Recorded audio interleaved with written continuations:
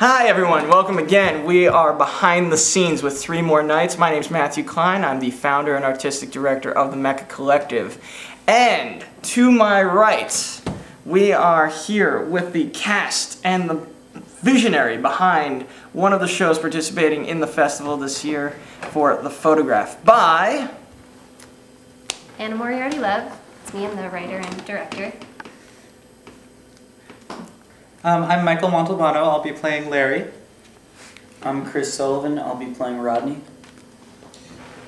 Logan Cunningham, playing Man.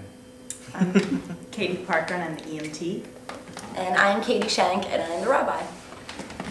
Alright, and now that you've met your cast, I'll bet you're wondering, what is The Photograph all about? So Anna, if you could just give everybody watching out there on mechacollective.com a quick summary, what's it all for? Well, just to not give anything away, but basically the play opens with someone has just been hit by a car and killed.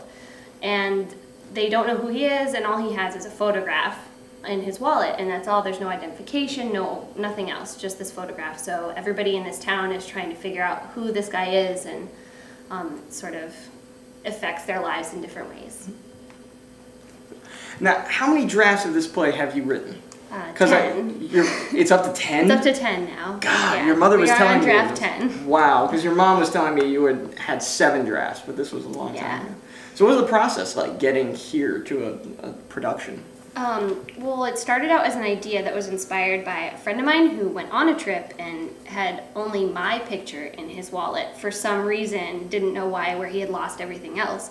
And thought that, oh, if I got killed, they'd think you were my long-lost love. And I was like, oh yeah, that's kind of weird. So I thought of the idea for the play from there.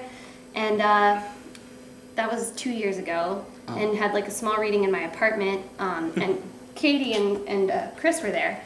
And then it was great that you guys asked me to do the reading in March with you guys at the play. And then asked me to do this show, which I'm very excited about. So that's how we got to here. No, actually it was Cruz. Oh, yeah. Cruz Turcotte, who you'll be meeting in another video, who's our director of marketing as well as the director of one of the shows here, had sent me your play because we were looking for things to do for our new play, new reading series. And he was at the original reading. He was at the original reading. Which part did he play? He was Rodney at the original reading. Yeah. But he's not going to be as good as... Sorry.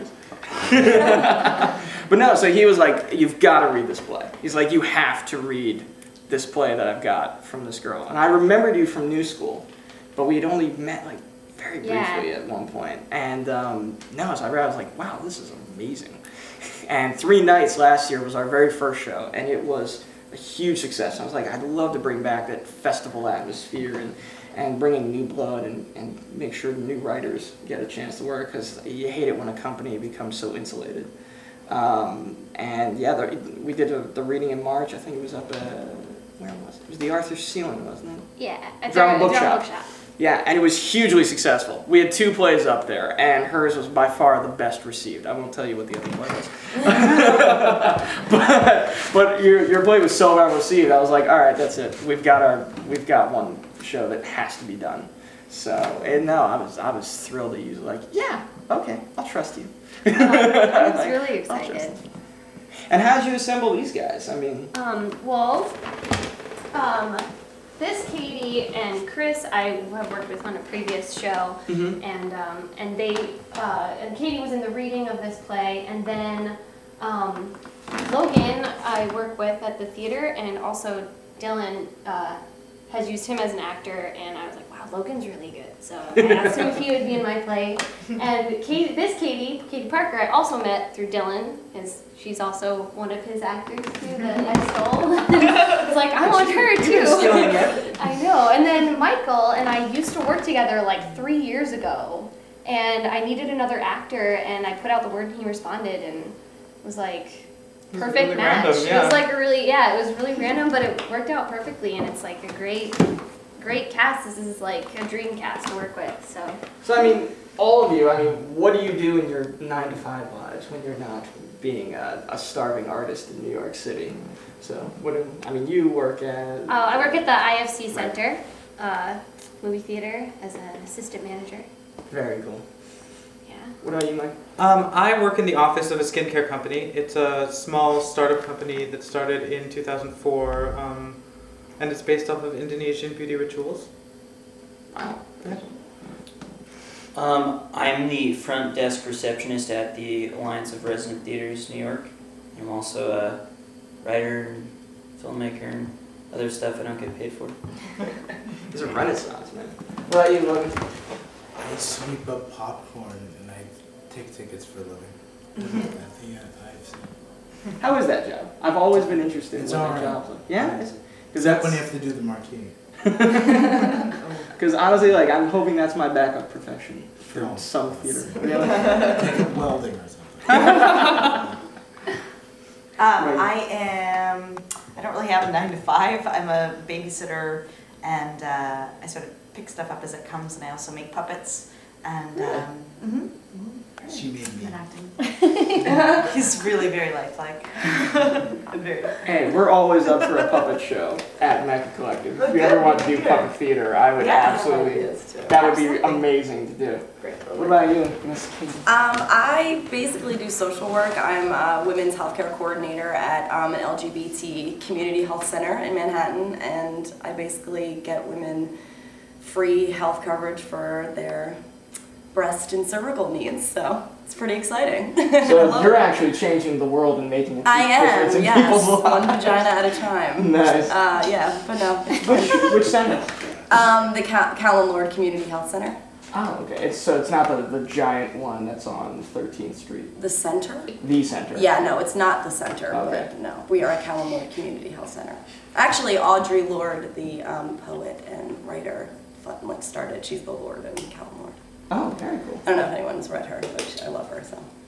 Very cool. No, because I was just asking because we did our last production at the center, so I was just Oh, like, that would yeah. be the most random cool That would coincidence. be cool. Shout out to the center. We love you. VGO. But no, so I mean, what attracted you guys to this project? I mean, now you two know each other. I've worked with Anna before, and I think she's a great writer, and I love her stuff, and we always have a great and wonderful, brilliant time, I feel, when we work together, so I was all for it when she asked me. What was it about the script, though? What about the story? I like how this story has a lot of themes running through it that aren't explicitly written in the in the dialogue. There's a lot of there's a lot of stuff under the surface that you have to think about and really affect all types of people, and I don't know, I just found it really, what's the word, like it grabbed me, because I thought, I don't know, it's good, it's in-depth though. And what about you, Katie? How did you come to work with the center? Well, as she said, I had already kind of signed on to work with Dylan in another film project, and so I met Anna through him, and we had spoken about art and stories, and she's going to be assistant directing that project, so I already sort of felt like I knew her as her director voice and her writer voice, and when she contacted me about this play, I immediately wanted to work with her. Before you'd even read a script? Before I'd even read the script, Wow. but then when I did, I was pleasantly surprised at how wonderful it was. And I think my favorite part is the leaps between reality and sort of a dream world. That's something that I like a lot in storytelling, especially in film and theater. And I feel like she does that really effectively.